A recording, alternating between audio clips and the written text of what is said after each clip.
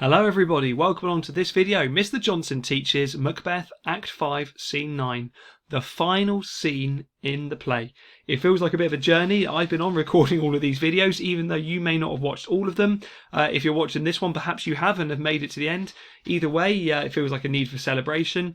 Of course, what this does is it wraps up the whole play and sort of brings all of the, what you call the loose threads, like the bits of story, are all woven back together and brought to an end. And we see the results and the consequences of Macbeth and Lady Macbeth's decisions and actions throughout the play. So Macbeth is, of course, part of your English Literature GCSE. You'll find it on paper 1, section A. That makes it the first exam question that you answer for your English GCSEs. So let's move on inside then. In summary, Siward, that's the King of England who's come to help fight against Macbeth. Siward is saddened by his son's death, but happy that his son fought bravely. Macduff enters the scene holding Macbeth's head, which we'll talk about a little bit more shortly, but I mean, pretty gory image. Malcolm, therefore, is pronounced king and promises to reward those who helped him. So what we've got here then, I forgot I did that, we have the key characters that you're going to see here, like Malcolm, who is King Duncan's son, who is now going to become King of Scotland, Macduff there, and Siward, who's the King of England, and I cut it and cropped it. There's Macbeth's head makes an appearance, and at the bottom there I've got pictures of some of the other Thanes as well, who have been featured throughout the play and are mentioned here, but don't really have any real speaking parts to talk of. And here we go, Scene 9 of Act 5 then. So, basically, we haven't actually suffered too many losses in battle is what is going on here. That actually, when he says cheaply bought Siward, it means that things have gone pretty well for them. So it's like a positive upbeat, like they've almost been rewarded because they're the good guys in all of this.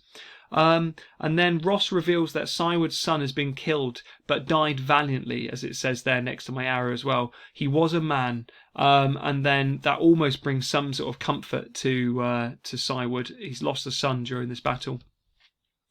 I'm jumping past some of that really because it's sort of general conversation. We don't need to know too much about that, but then that stage direction is absolutely key. Re-enter Macduff with Macbeth's head. And I just want to point out here then, and structurally the play is ending as it began really, the execution of a traitor. Right back in Act 1 Scene 2 we heard about how the Thane of Cawdor betrayed King Duncan to the Norwegians and was working with them, and he was a traitor, and Macbeth went on to become Thane of Cawdor and then was also a traitor. And like we had the execution of the Thane of Cawdor at the beginning, we've now had the execution of the Thane of Cawdor who went to become king at the end. So there's almost like a real nice, what you'd say, symmetry to this, and also like this sort of circular narrative is the other phrase that you could almost apply to this as well really. The fact it begins as it it ends as it begins.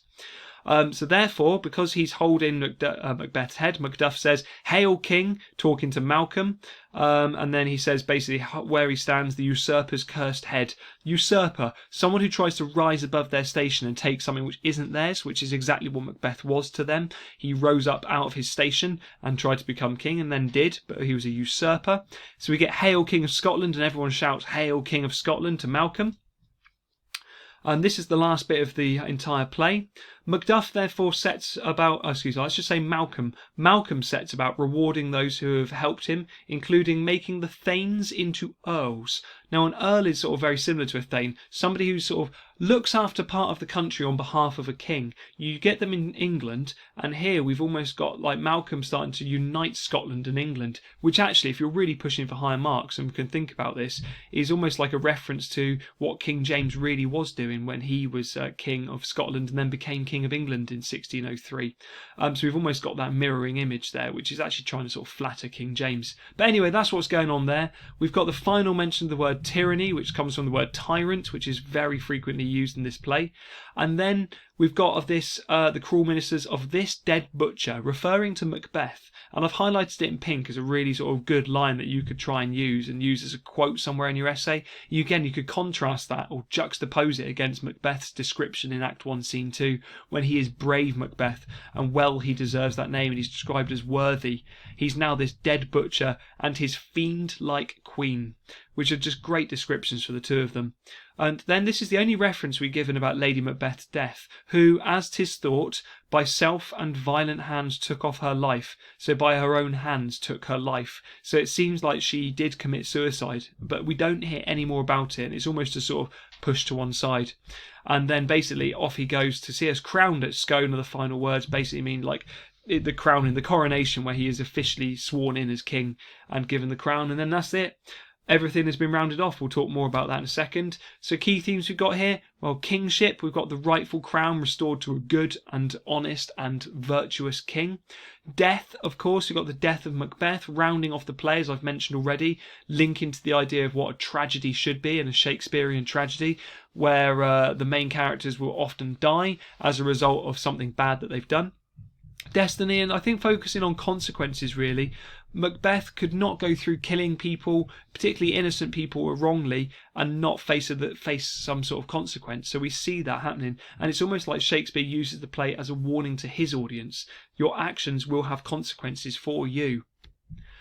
Quick revision questions for you to have a look at then. You could pause this video and have a go at those. All of those answers should be found within this, so if you don't know, go back and have a little look for those answers.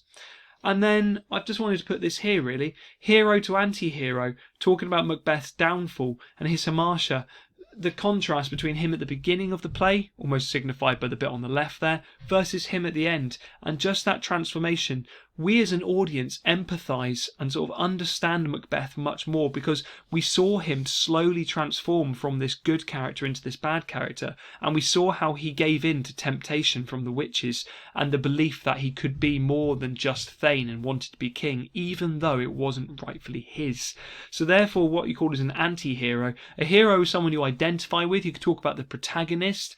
In the same sort of sense, he becomes the anti-hero and almost the antagonist in some ways in this play as well, is Macbeth as well. So a really interesting play, and hopefully I'm going to sort of, I almost feel like popping open the champagne and celebrating making it to the end of the play. If you've been with me all the way through, then feel free to celebrate in your own way as well. But I say thank you very much for watching. Do check out some of the other videos on my channel. There's all sorts of videos, both to do with GCSE, texts, a bit like Macbeth here, but also the poetry, for example. And also I've got some other core skills, like how to use semicolons and revising terminology. So there's all sorts out there to try and help you, really, as you move through school towards your final exams. So this is it. Mr. Johnson signing off on this video and saying thank you very much for watching, and good luck with your exams, and finally, goodbye.